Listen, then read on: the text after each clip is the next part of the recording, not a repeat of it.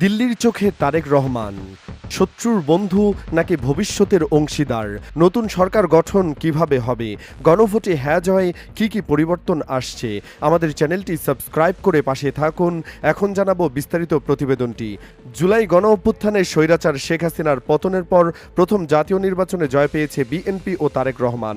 তার এ জয় ভারতের জন্য কতটা গুরুত্বপূর্ণ ও কি অর্থ বহন করে তা সংবাদ মাধ্যম এনডিটিভিতে বিশ্লেষণ করেছেন চন্দ্রশেখর শ্রীনিবাসন। তিনি লিখেছেন, তারেক রহমান 17 বছর নির্বাসিত জীবন কাটানোর পর 2025 সালের ডিসেম্বরে দেশে ফেরেন। ওই সময় তাকে উষ্ণ অভ্যর্থনা দেওয়া হয়। তিনি প্রথম জনসমাবেশে যুক্তরাষ্ট্রের অধিকারকর্মী মার্টিন লুথার কিংয়ের বিখ্যাত উক্তিটির প্রতিধ্বনিত করে বলেন, আই হ্যাভ আ প্ল্যান। এখন ভারত, পুরো দক্ষিণ এশিয়া এবং যুক্তরাষ্ট্র অপেক্ষা করবে তারেক রহমানের পরিকল্পনাটা কি। চন্দ্রশেখর বিশ্লেষণে বলেছেন, তারেক রহমানের এ জয়ের বিষয়টি শুক্রবার সকালেই লুফে নিয়েছে ভারত। চীন ও পাকিস্তানের আগে ভারতের প্রধানমন্ত্রী নরেন্দ্র মোদী বাংলাদেশের নতুন নেতাকে শুভেচ্ছা জানিয়েছেন। বিশ্লেষকদের মতে বাংলাদেশ নিয়ে চীন ও পাকিস্তানের স্নায়ুযুদ্ধে এটি খুবই গুরুত্বপূর্ণ বিষয় হতে পারে। মোদী তাদের শুভেচ্ছা বার্তায় বলেছেন, তার সরকার একটি গণতান্ত্রিক, প্রগতিশীল এবং অন্তর্ভুক্তিমূলক বাংলাদেশকে সমর্থন করবে। চন্দ্রশেখরের মতে তারেক রহমানকে যে শুভেচ্ছা বার্তা মোদী দিয়েছেন সেটি নবনির্বাচিত একজন নেতাকে যে ধরনের বার্তা পাঠানো হয় তেমনি, কিন্তু এর ভেতরে থাকা অন্তর্নিহিত অর্থ স্পষ্ট। গত 18 মাসের অস্থিরতার পেছনে ফেলে আসতে চায়, যার মধ্যে পাকিস্তান ও চীনের সঙ্গে বাংলাদেশের ভালো সম্পর্কের কারণে যে অনিশ্চয়তায় তারা পড়েছিল সেটিও রয়েছে। এছাড়া আছে কথিত সংখ্যালঘু হত্যার বিষয়টিও। ভারত এখন বাংলাদেশের সঙ্গে স্থিতিশীল ও কার্যকরী সম্পর্ক গড়তে চায়, যা নিশ্চিত করবে পুরনো মিত্র বাংলাদেশ তাদের পাশেই থাকবে। ভারত কি পর্যবেক্ষণ করছে? ভারত বাংলাদেশের এই নির্বাচনে খুব কাছ থেকে পর্যবেক্ষণ করেছে, কারণ তাদের শঙ্কা বাংলাদেশের নতুন সরকার কোন দিকে ঝুঁকে পড়ে তার উপর দক্ষিণ এশিয়া এবং বাইরের আঞ্চলিক ভূরাজনীতিতে বড় ধরনের পরিবর্তন এবং তাদের জাতীয় নিরাপত্তার প্রভাবিত হতে পারে। ভারতের দৃষ্টিকোণ থেকে কৌশলগত ক্ষেত্রে বাংলাদেশ নিয়ে 3টি সমস্যা আছে, যার মধ্যে সবচেয়ে বড় সম্ভাব্য পাকিস্তান চীন বাংলাদেশ জোট। তাদের ধারণা, তারেক রহমান যদি শেখ হাসিনার চেয়ে ভারতকে কম গুরুত্ব দেন এবং ভারতের প্রতি কম বন্ধুত্বপূর্ণ পররাষ্ট্রনীতি গ্রহণ করেন, তবে চীন ও পাকিস্তানের সঙ্গে বাংলাদেশের জোট হওয়ার সম্ভাবনা জোরালো হবে। আর এমন জোট হলে দক্ষিণ এশিয়ায় ভারতের কর্তৃত্ব কমে যাবে। এছাড়া ভারতের বিবেচনায় আছে অভ্যন্তরীণ নিরাপত্তার বিষয়টি, বিশেষ করে অবৈধ অনুপ্রবেশ ও শেখ হাসিনার পতনের পর সাধারণ মানুষের মধ্যে ভারত বিদ্বেষী মনোভাবের কারণে ভারত তার নিজের অভ্যন্তরীণ নিরাপত্তা নিয়ে উদ্বিগ্ন। এর সঙ্গে আছে বাণিজ্যের বিষয়টিও, যদিও উপরের বিষয়গুলো থেকে এটি ভারতের জন্য কম গুরুত্বপূর্ণ, কারণ বাংলাদেশ ও ভারত অর্থনৈতিক দিক থেকে একে অপরের প্রতি এমনিতেই অনেক নির্ভরশীল। সম্পর্কের ভিত্তি, স্বৈরাচার শেখ হাসিনা ক্ষমতায় থাকাকালীন ঢাকা ও দিল্লির মধ্যে ভালো সম্পর্ক ছিল। মানবতাবিরোধী অপরাধে মৃত্যুদণ্ডপ্রাপ্ত হাসিনা ভারতপন্থী সরকার চালিয়েছেন, যেটি বাণিজ্য, যাতায়াত, সীমান্ত নিরাপত্তা এবং পানি বন্টন নিয়ে কাজ করেছে। যদিও ভারত হাসিনাকে আবার ক্ষমতায় চাইবে, কিন্তু আঞ্চলিক বিশেষজ্ঞরা স্বীকার করেছেন ভারত সরকার এখন বাংলাদেশের নেতৃত্বের পরিবর্তনটিকে স্বীকৃতি দেয়। যেহেতু বিএনপি এখন ক্ষমতায়, তাই ভারত এখন অহেতুক চিন্তিত হবে না। তারেক রহমান বলেছেন তিনি ভারতের স্বার্থকে সম্মান করবেন, যা ইঙ্গিত করছে তিনি তার মা খালেদা জিয়ার বাংলাদেশ প্রথম নীতি থেকে সরে এসেছেন। বাস্তব অর্থে এটি কি হবে এ মুহূর্তে ভারতের জন্য এটি একটি অপেক্ষার খেলা হবে। তবে ভারতের জন্য সুখবর হলো জামায়াতে ইসলামী ক্ষমতায় আসেনি, কারণ এটি হলে বাস্তবতা তাদের জন্য ভিন্ন হতো। ত্রয়োদশ জাতীয় সংসদ নির্বাচনে এককভাবে 2 শতাধিক আসন পেয়েছে বাংলাদেশ জাতীয়তাবাদী দল বিএনপি। এর মাধ্যমে নিরঙ্কুশ সংখ্যাগরিষ্ঠতা পেয়ে দলটি সরকার গঠন করতে যাচ্ছে। সংখ্যাগরিষ্ঠ আসনে জয়ের মধ্য দিয়ে বিএনপির চেয়ারম্যান তারেক রহমান দেশের পরবর্তী প্রধানমন্ত্রী হবেন। দলটি আগেই এই ঘোষণা দিয়েছে।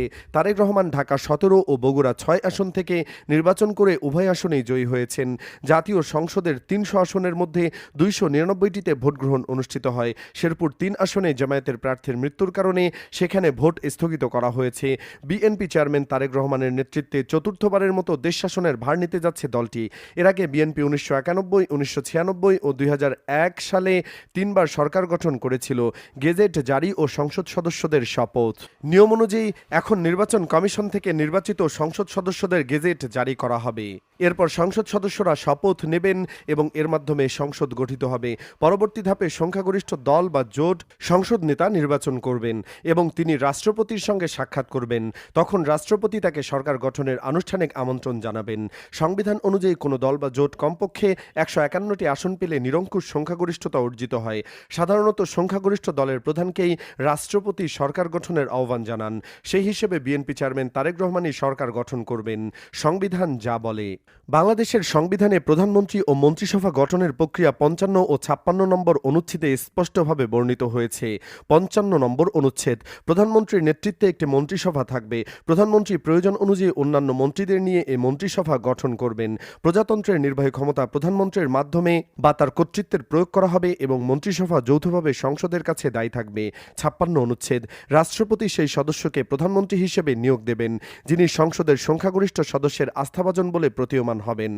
মন্ত্রিসভার সদস্যদের অন্তত 9/10 সংসদ সদস্যদের মধ্য থেকে হতে হবে এবং অনধিক 1/10 সদস্য টেকনোক্র্যাট সংসদ সদস্য হওয়ার যোগ্য ব্যক্তিদের মধ্য থেকে মনোনীত করা যাবে। নতুন মন্ত্রিসভার শপথ গ্রহণ। নতুন মন্ত্রিসভার দাপ্তরিক কাজ পরিচালনা করবে মন্ত্রিপরিষদ বিভাগ। বঙ্গভবনে আয়োজিত অনুষ্ঠানে রাষ্ট্রপতি মোহাম্মদ শাহাবুদ্দিন নতুন মন্ত্রিসভাকে শপথ বাক্য পাঠ করাবেন। অনুষ্ঠানটি পরিচালনা করবেন মন্ত্রিপরিষদ সচিব। রাষ্ট্রপতি প্রথমে প্রধানমন্ত্রীকে এবং পরে পর্যায়ক্রমে মন্ত্রিসভার অন্যান্য সদস্যদের শপথ পড়াবেন। শপথ গ্রহণের মাধ্যমেই নতুন সরকার আনুষ্ঠানিকভাবে দায়িত্ব গ্রহণ করবে। ঢাকা বিশ্ববিদ্যালয়ের রাষ্ট্রবিজ্ঞান বিভাগের অধ্যাপক ডক্টর ফরিদউদ্দিন আহমেদ ঢাকা পোস্টকে বলেন, নির্বাচনে সংখ্যা গরিষ্ঠতা পাওয়া দলের প্রধানকে সরকার গঠনের জন্য আহ্বান জানানো হবে এবং রাষ্ট্রপতির শপথ পাঠ করানোর মধ্য দিয়ে নতুন সরকার গঠিত হবে। কবে গঠিত হবে নতুন সরকার? সরকারের একটি সূত্র জানিয়েছে, আগামী 15 অথবা 16 ফেব্রুয়ারি নতুন সংসদ সদস্যদের শপথ হবে। পরবর্তী দুদিনের মধ্যে অর্থাৎ 18 বা 17 ফেব্রুয়ারি মন্ত্রিসভার শপথের মধ্য দিয়ে নতুন সরকার গঠন করা হবে। এর আগে বৃহস্পতিবার আইন উপদেষ্টা ডক্টর আসিফ নজরুল বলেন, ফলাফলের গেজেট নোটিফিকেশনের পর যত দ্রুত সম্ভব সংসদ সদস্যদের শপথ অনুষ্ঠানের ব্যবস্থা করা হবে। এরপর নতুন সরকার শপথ গ্রহণ করবে। সেক্ষেত্রে 17 থেকে 18 ফেব্রুয়ারির মধ্যেই অর্থাৎ রমজানের আগে নির্বাচিত সরকারের কাছে ক্ষমতা হস্তান্তর করা হবে বলেও জানান তিনি। জাতীয় সরকার গঠন করবে বিএনপি। নির্বাচনে জয়লাভ করলে বিএনপি একা সরকার গঠন করবে না বলেই আগে জানিয়েছিল। রাজপথে দীর্ঘ সময় যারা যুগপৎ আন্দোলন করেছে তাদের নিয়ে একটি জাতীয় সরকার গঠন করা হবে। ঠাকুরগাঁওয়ের নিজ বাসভবনে বিএনপি মহাসচিব মির্জা ফখরুল ইসলাম আলমগীর বলেছেন, আমরা আমাদের প্রতিশ্রুতিতে অটল। ফ্যাসিবাদের বিরুদ্ধে যারা রাজপথে বিএনপির সঙ্গে ছিল তাদের নিয়ে ইনশাআল্লাহ আমরা সরকার গঠন করব। এর আগের রাতে বিএনপি স্থায়ী কমিটির সদস্য সালাউদ্দিন আহমেদ জানান, 31 দফা অনুযায়ী যারা ফ্যাসিবাদ বিরোধী আন্দোলনে শরিক ছিল তাদের নিয়ে ঐক্যমত্যের ভিত্তিতে এই জাতীয় সরকার গঠিত হবে। এটি সংসদে থাকা সবাইকে নিয়ে সর্বদলীয় সরকার নয়, বরং ঐক্যমত্যের ভিত্তিতে আন্দোলনের সঙ্গী নিয়ে জাতীয় সরকার গঠন করব। একদিকে ত্রয়োদশ জাতীয় সংসদ নির্বাচনের পাশাপাশি গতকাল অনুষ্ঠিত হওয়া ঐতিহাসিক গণভোটে বাংলাদেশের সাধারণ মানুষ রাষ্ট্র সংস্কারের পক্ষে তাদের রায় দিয়েছে।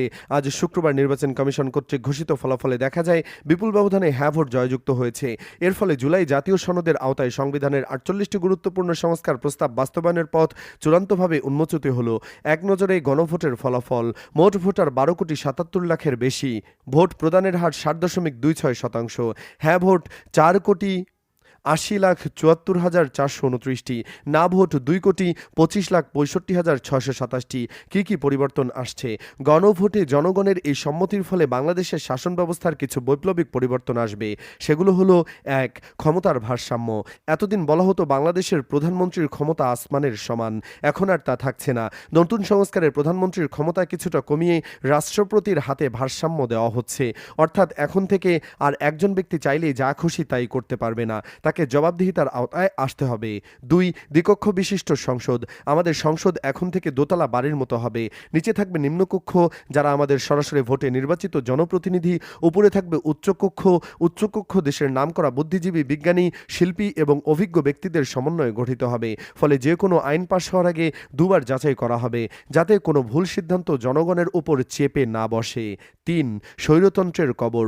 70 অনুচ্ছেদ সংশোধন। সংবিধানের 70 অনুচ্ছেদের কারণে কারণে আগে কোনো এমপি তার দলের সিদ্ধান্তের বাইরে ভোট দিতে পারতেন না। এতে সংসদ হয়ে পড়েছিল দলের হাতের পুতুল। এখন এই আইন শিথিল হচ্ছে, ফলে আপনার এলাকার এমপি সংসদের দলের কথা নয়, বরং আপনার অর্থাৎ জনগণের চাহিদার কথা মাথায় রেখে স্বাধীনভাবে কথা বলতে ও ভোট দিতে পারবেন। 4. সাংবিধানিক পদে নিয়োগের স্বচ্ছতা, কমবে আমলা নির্ভরতা। নির্বাচন কমিশন বা দুদকের মতো বড় বড় পদে নিয়োগের ক্ষেত্রে আর সরকারের পছন্দের লোক বসানো সহজ হবে না। একটি নিরপেক্ষ সার্চ কমিটি বা সংসদীয় কমিটির মাধ্যমে দেশের সবচেয়ে যোগ্য এবং সৎ ব্যক্তিদের খুঁজে বের করে এসব পদে নিয়োগ দেওয়া হবে। 5. মৌলিক অধিকার এখন আরও শক্তিশালী। বাক স্বাধীনতা, ইন্টারনেটে মানুষের অধিকার এবং সভা সমাবেশ করার অধিকারগুলো এখন সংবিধানে আরও দৃঢ়ভাবে সুরক্ষিত হবে। কোনো সরকার হুট করে আইন করে মানুষের মুখ চেপে ধরতে পারবে না। সংবিধানের বিতর্কিত 70 অনুচ্ছেদে ছায়া থেকে বেরিয়ে সংসদ সদস্যরা সংসদে ভোট দেওয়ার ক্ষেত্রে আগের চেয়ে বেশি স্বাধীনতা ভোগ করবেন। 1. ভারত, লোকসভা ও রাজ্যসভা। ভারতের সংসদ দুটি কক্ষ নিয়ে গঠিত, একটি লোকসভা বা নিম্নকক্ষ, অপরটি রাজ্যসভা বা উচ্চকক্ষ।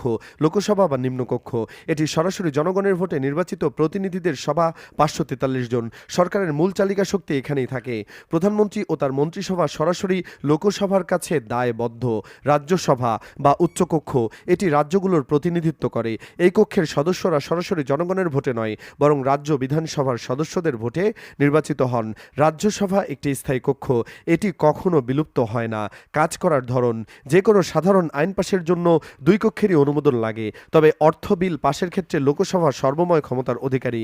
যদি কোনো সাধারণ বিল নিয়ে 2 কক্ষের মধ্যে মতবিরোধ হয়, তবে রাষ্ট্রপতির আহ্বানে যৌথ অধিবেশনের মাধ্যমে ফয়সালা হয়। 2. পাকিস্তান, ন্যাশনাল অ্যাসেম্বলি ও সিনেট। পাকিস্তানের সংসদীয় কাঠামো ভারতের মতোই, এটিও 2টি কক্ষ নিয়ে গঠিত, ন্যাশনাল অ্যাসেম্বলি বা নিম্নকক্ষ ও সিনেট বা উচ্চকক্ষ। ন্যাশনাল অ্যাসেম্বলি নিম্নকক্ষ, এটি জনগণের সরাসরি ভোটে নির্বাচিত প্রতিনিধিদের কক্ষ। সিনেট উচ্চকক্ষ। সিনেট পাকিস্তানের প্রতিটি প্রদেশ থেকে সমান সদস্য থাকেন, যেমন প্রতিটি প্রদেশ থেকে 23 জন। এর মূল উদ্দেশ্য হলো যাতে জনসংখ্যা বড় প্রদেশগুলো যেমন পাঞ্জাব, ছোট প্রদেশগুলো যেমন বেলুচিস্তানের উপর আধিপত্য বিস্তার করতে না পারে। কাজ করার ধরন, ফেডারেল ইউনিটের মধ্যে ক্ষমতার ভারসাম্য বজায় রাখতে সিনেট গুরুত্বপূর্ণ ভূমিকা পালন করে। কোনো বিল সিনেটে পাশ না হলেও তা আইনে পরিণত হতে সমস্যা হয়। প্রসঙ্গত 2024 সালের জুলাই গণ অভ্যুত্থানের পর অধ্যাপক মোহাম্মদ ইউনূসের নেতৃত্বাধীন অন্তর্বর্তী সরকার রাষ্ট্র সংস্কারের যে অঙ্গীকার করেছিল, এই গণভোট তারই চূড়ান্ত প্রতিফলন। প্রায় 30টি রাজনৈতিক দলের সাথে দীর্ঘ আলোচনার পর জাতীয় ঐক্যবদ্ধ কমিশন যে 84টি সংস্কার প্রস্তাব তৈরি করেছিল, জুলাই জাতীয় সনদ, তার মধ্যে সংবিধান সংশ্লিষ্ট 48টি প্রস্তাবই ছিল এই গণভোটের মূল বিষয়। সংশ্লিষ্টরা বলছেন, ত্রয়োদশ সংসদ নির্বাচনের মাধ্যমে আমাদের মানুষ কেবল নেতা পরিবর্তন নয়, বরং দীর্ঘমেয়াদী পদ্ধতিগত পরিবর্তনের পক্ষে তাদের ভোটাধিকার প্রয়োগ করেছেন। এই রায়ের মাধ্যমে একটি নতুন ধারার রাজনৈতিক সংস্কৃতির সূচনা হতে যাচ্ছে। এতক্ষণ আমাদের সাথে থাকার জন্য আপনাদের সবাইকে